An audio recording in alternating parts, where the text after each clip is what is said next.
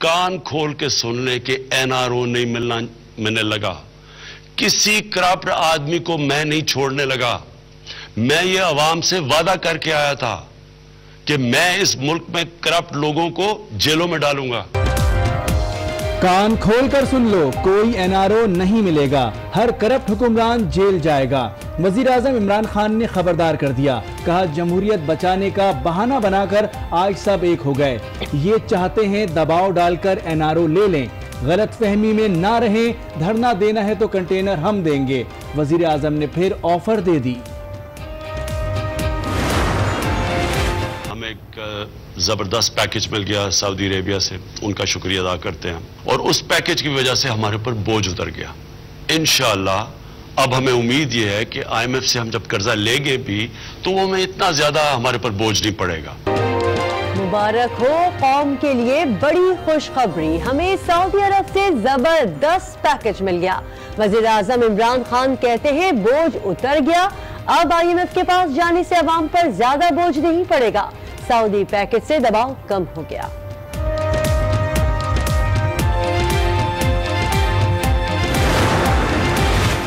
अपनी कौम से मैं ये कहना चाहता हूं, आपको किसी फिक्र बिल्कुल ना करें। आप लोग घबरा जाते हैं कि जी पता नहीं क्या हो गया, ये हो गया जी, रुपया गिर गया। कोई मुल्क बुरे वक्त से गुजरता है।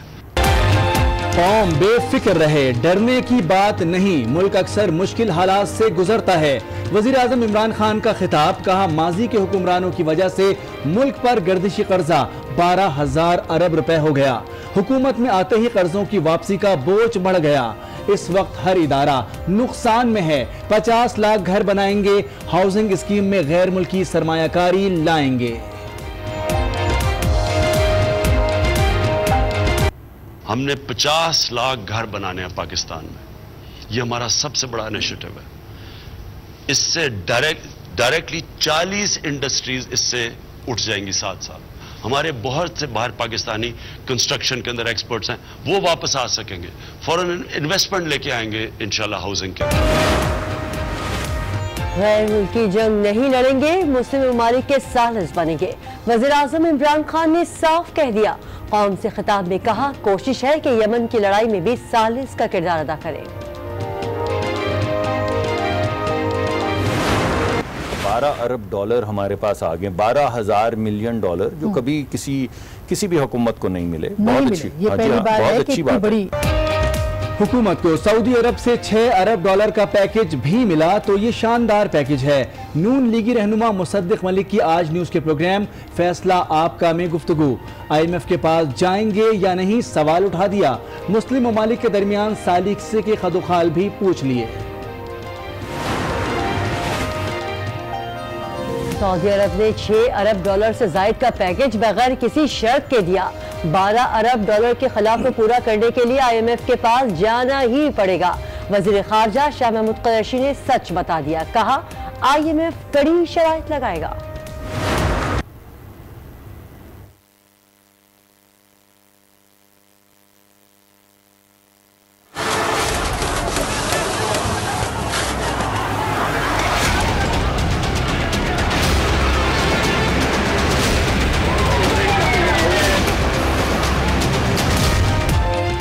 सरकारी राजी खाली करो। कराची में इंतजामिया का पाकिस्तान क्वार्टर्स में एक्शन, मकीनों का रिएक्शन, पथराव, पुलिस का लाठीचार्ज, शेलिंग की बरसात, मुजाहिरीन को पानी से भी धो डाला। मुतादिद अफराद जख्मी, कई की हालत गैर, खातून बेहोश, दर्जनों अफराद धर लिए गए।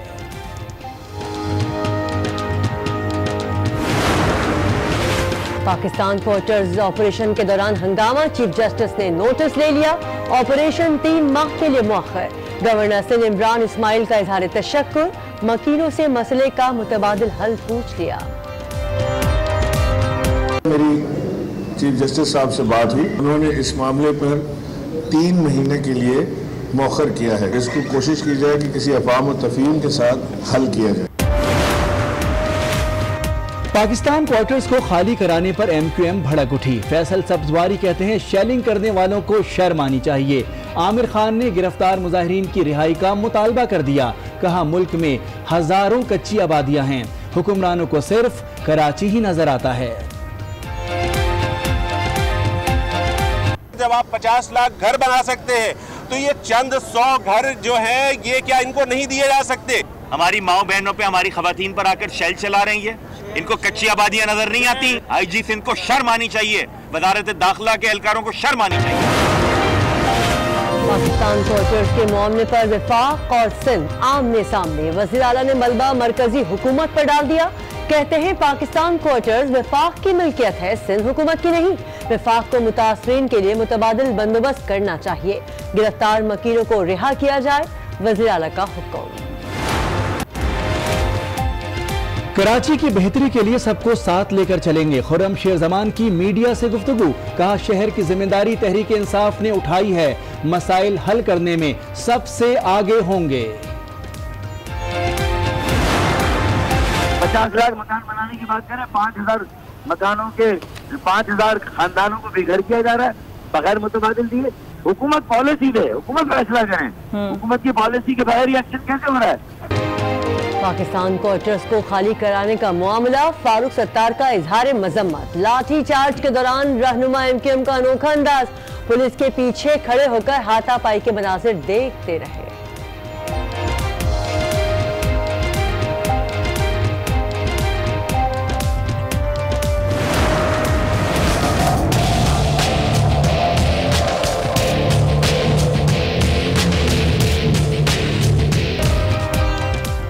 इस्लामाबाद में प्रेस इंफॉर्मेशन डिपार्टमेंट में खौफनाक आतिशज़दगी। आग पहली मंजिल पर लगी, देखते ही देखते दीगर मंजिलों को भी लपेट में ले लिया। फायर ब्रिगेड ने कई घंटे बाद काबू पाया। आग से महकमा इत्तलात का दफ्तर भी जल गया। आग कैसे लगी, वजीर इत्तलात तहकीकात करेंगे।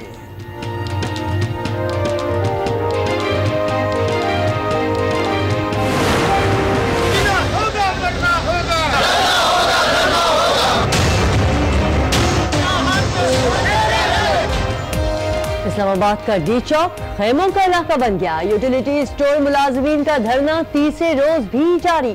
ज़बानी कलामी वादे कबूल नहीं, नोटिफिकेशन जारी किया जाए। मुजाहिरीन मुतालिबात पर डट गए, घर ना जाने का ऐलान।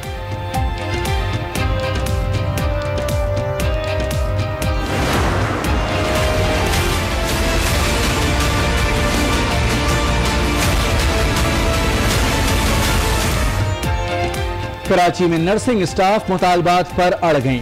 ओपीडीज का मुसलसल बाइकआउट, तीसरे दिन भी धरना जारी। कराची समेत सूबे भर का नर्सिंग स्टाफ प्रेस क्लब के बाहर मौजूद, नारेबाजी जारी। कल तक बात ना मानी गई तो वजीर आला हाउस मार्च करने की धमकी।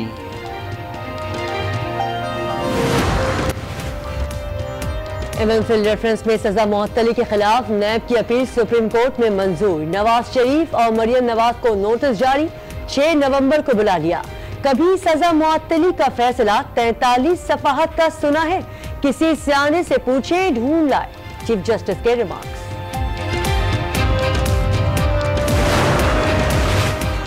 शहबाज शरीफ को खिलाफे कानून गिरफ्तार किया गया। तहकीकात के दौरान किसी भी शख्स को गिरफ्तार नहीं किया जा सकता।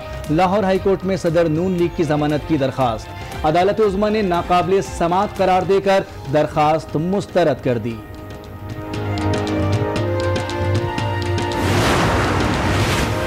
पैरागॉन हाउसिंग स्कैंडल में फंसे ख्वाजा बरादरान को मजीद रिलीफ मिल गया। साद रफीक और सलमान रफीक की अबूरी जमानत में 14 नवंबर तक तौसी। लाहौर हाई कोर्ट के हुक्म पर नैब ने जवाब जमा करा दिया।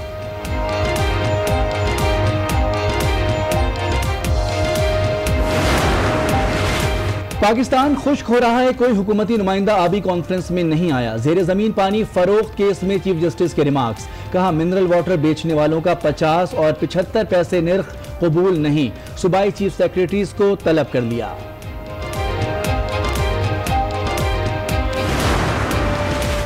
खैबर पख्तूनख्वा में अस्पतालों की हालत इज़ार, चीफ जस्टिस बरहम सूबाई वज़ीर सेहत को तलब कर लिया। अस्पतालों की बुरी हालत खुद देखी है, आप सब अच्छा कहते हैं। 17,000 किलो फजला किस नदी में डाल रहे हैं?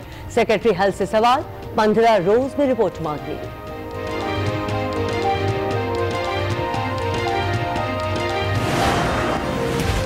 कोयटा में फिर दहशतगर्दों का वार। इलाका कली शाबू के स्कूल पर नामालूम अफराद की फायरिंग, 4 तालिब इल्म जख्मी, मुल्जिमान फरार, तलाश जारी।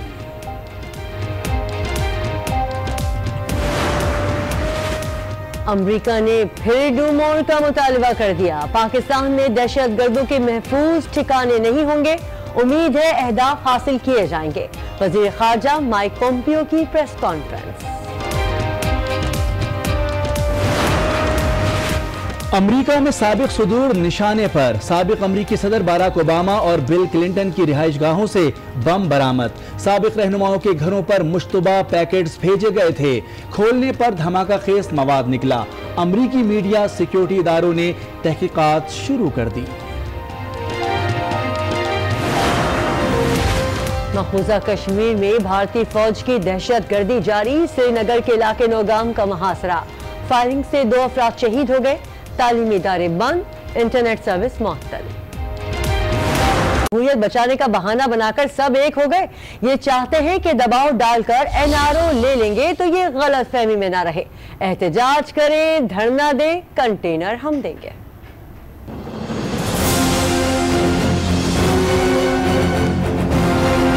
इन सारों को पता है कि ये जब हम 30,000 अरब रुपए का ऑडिट करवाएंगे कि पैसा किधर गया, इन सबको पता है कि इस पे करप्शन इनकी सामने आई। उस करप्शन को बचाने के लिए ये हम जल्द से जुलूस करने के तैयार हैं। असेंबलियों में पंजाब असेंबली तोड़ जो हरकतें पंजाब असेंबली में की है वो डेमोक्रेट करते हैं। सिर्फ और सिर्फ एक कोशिश है कि किसी तरह हम इनको एनआरओ दे दें।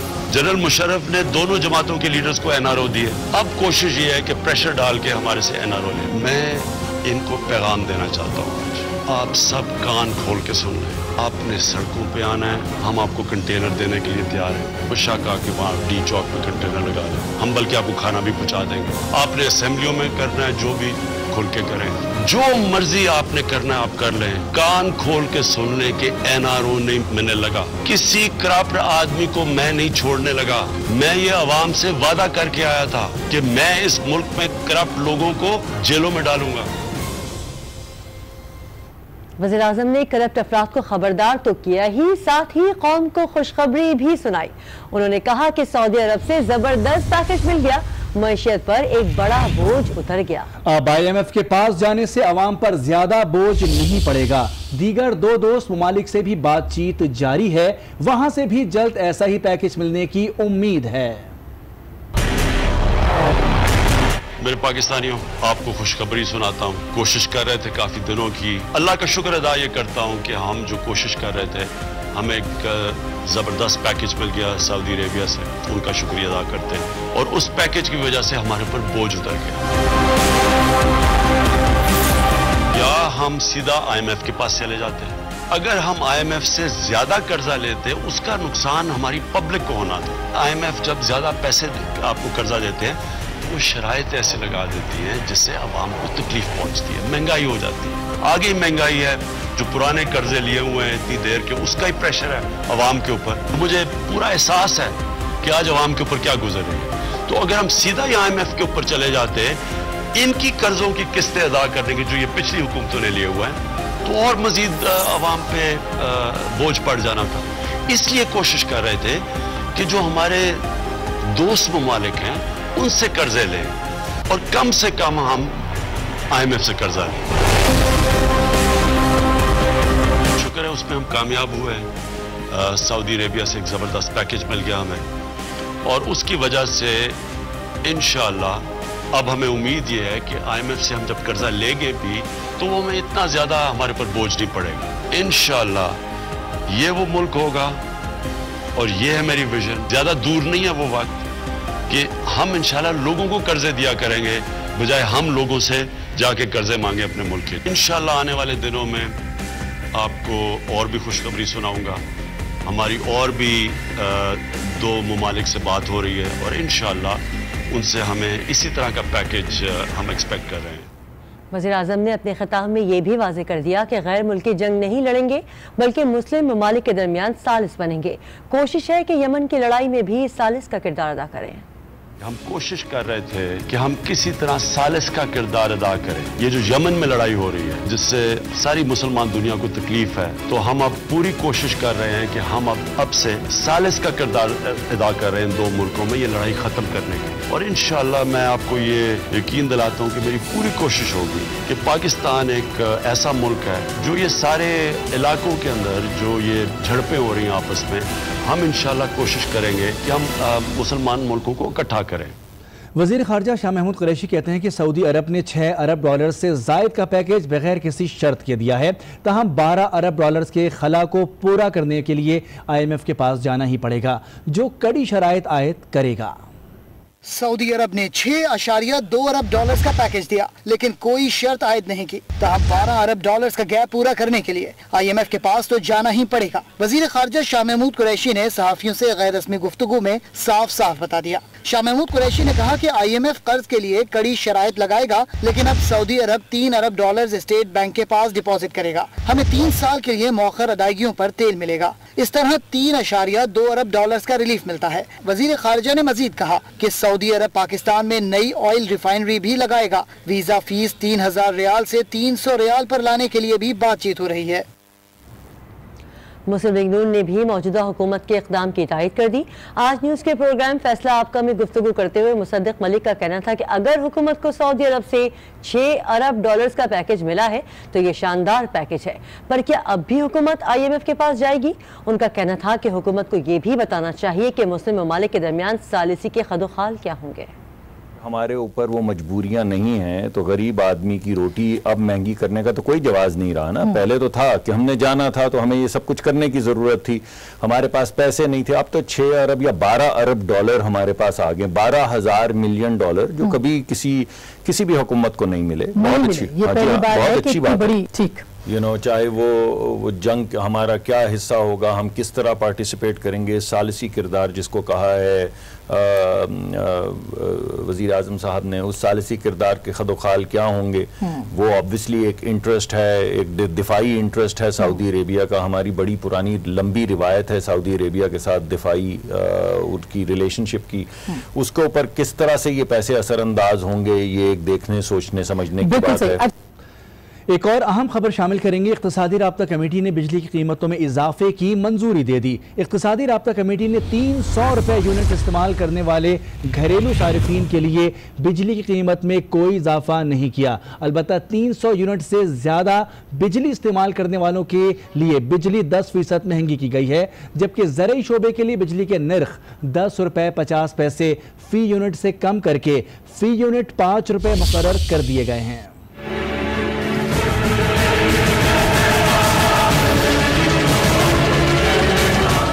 बिजली की कीमतों में इजाफा कर दिया गया। इक़्तिसादी राब्ता कमेटी ने मंजूरी दे दी, जिसके मुताबिक 300 रुपए यूनिट के इस्तेमाल पर कोई इजाफा नहीं होगा, जबकि 300 यूनिट से जायद इस्तेमाल पर बिजली 10% महंगी होगी। ज़राए के मुताबिक हुकूमत ने ज़रई शोबे को बड़ा रिलीफ दिया है। बिजली के नर्ख 10 रुपए 50 पैसे फी यूनिट से कम कर दिए और ज़रई शोबे के लिए फी यूनिट 5 रुपए मुकर्रर कर दिए। वज़ीर खजाना असद उमर ने कहा कि बिजली की कीमतों में इजाफा तवक्को से कम किया गया है। वाजिबात की वसूली और गर्दशी कर्जों को कम करने के लिए इकदाम किए हैं। नेपरा ने सेंट्रल पावर परचेजिंग एजेंसी की दरखास्त पर फ्यूल एडजस्टमेंट की मद में बिजली की कीमत में 20 पैसे फी यूनिट इजाफा किया है। ताहम नेपरा के फैसले का इतलाक के इलेक्ट्रिक के सार्फिन पर नहीं होगा। एक और अहम खबर शामिल करते हैं। पाकिस्तान क्वार्टर्स में सरकारी रहायशगाहें खाली कराने पर अवाम एहतजाज पर उतर आए, पुलिस पर पत्थर बरसाए। जवाब में पुलिस ने लाठीचार्ज और शेलिंग की। लोगों को मुंतशिर करने के लिए शेलिंग भी की गई और आपको बताएं कि वाटर कैनन का इस्तेमाल भी किया गया, जिसके नतीजे में मुतादिद अफराद जख्मी भी हुए।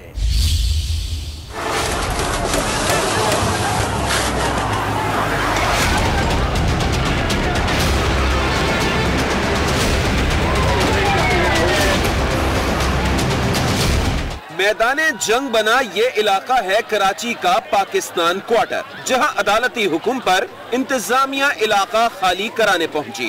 पुलिस का इलाके में पहुंचना था कि मकीन मुजाहिरीन की शक्ल इख्तियार कर गए। आओ देखा ना ताओ, जो हाथ आया पुलिस को दे मारा। सूरत हाल बिगड़ी तो पुलिस ने भी लाठी चार्ज शुरू कर दिया। हिपरे मकीन काबू में ना आए तो आंसू गैस शेल और वाटर कैनन का भी इस्तेमाल हुआ, साथ हवाई फायरिंग भी की गई। मुजाहिरीन ने इंतजामिया के खिलाफ भरपूर नारे लगाए। ये जो कुछ भी हो रहा है ये गलत है और यहाँ पे आवाम परेशान है। हम लोग 4 महीने सब लोग बिल्कुल इसी तरीके से रोजाना चल रहे हैं। ये कोई तब्दीली नहीं है कि आप हम लोगों को घर से बेघर कर रहे हैं। क्या कहते हैं, मैं इसको तब्दीली कहते हैं कि आप तब्दीली ये लेके आए। हमने 20-25 लाख रुपया लगा दिया, बताओ जो रिटायरमेंट पे मिला था सब लगा दिया, अब हम क्या करें, कहाँ जाए। पथराव, लाठी चार्ज, आंसू गैस शेलिंग और वाटर कैनन के इस्तेमाल से एहलकार और मुतादिद मुजाहिरीन जख्मी हो गए। कशीदा सूरत हाल के पेश नजर वजीर आला सिंध ने फौरी नोटिस लिया। हुकूमत सिंध की ये फर्ज है कि वो लॉ एंड ऑर्डर मेंटेन करे और इसी वजह से इंटरवीन मैंने किया सुबह और पुलिस को कहा कि विड्रॉ करें। हम सुप्रीम कोर्ट भी जाएंगे अगर जरूरत पड़ी।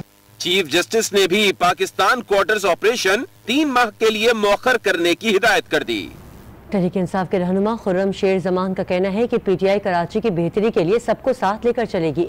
एमक्यूएम और पीटीआई एक सफ़े पर है, शहर के मसाइल जल्द हल करने की ख्वाहिशमंद है।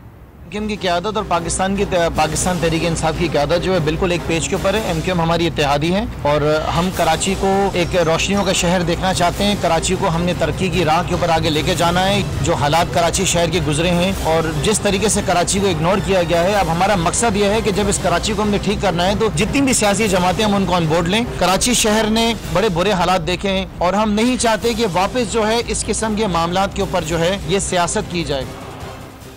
एमक्यूएम रहनुमा फारूक खत्तार भी एहतजाज में शिरकत के लिए पहुंचे, लेकिन अवाम के साथ खड़े होने के बजाय पुलिस के साथ खड़े रहे और अवाम पर लाठियां बरसते देखते रहे।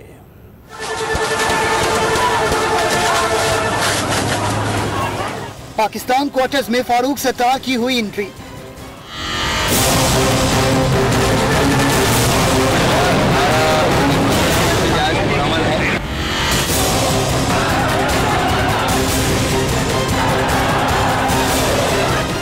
मकीनों का साथ देने शामिल हुए,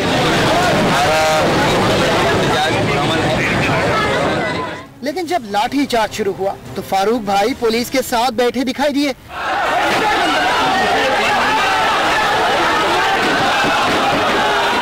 मुजाहिरीन पर लाठी चार्ज होता भी देखते रहे।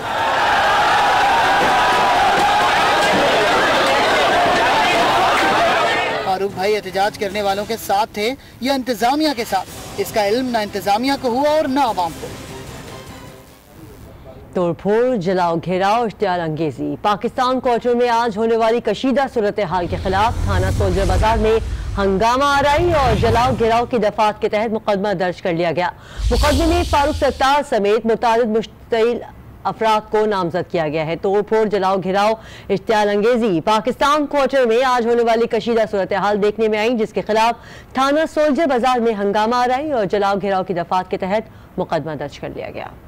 चीफ जस्टिस ऑफ पाकिस्तान ने शरीफ फैमिली की सजाएं मौतली के फैसले पर हैरानी का इजहार किया है। नैब की अपील पर समाअत के दौरान रिमार्क्स दिए, क्या ऐसे केस में 43 सफ़हात के फैसले की कोई मिसाल है? अगर है तो दिखाई जाए। शरीफ फैमिली की सजाएं मौतली का मामला, नैब अपील पर सुप्रीम कोर्ट में समाअत।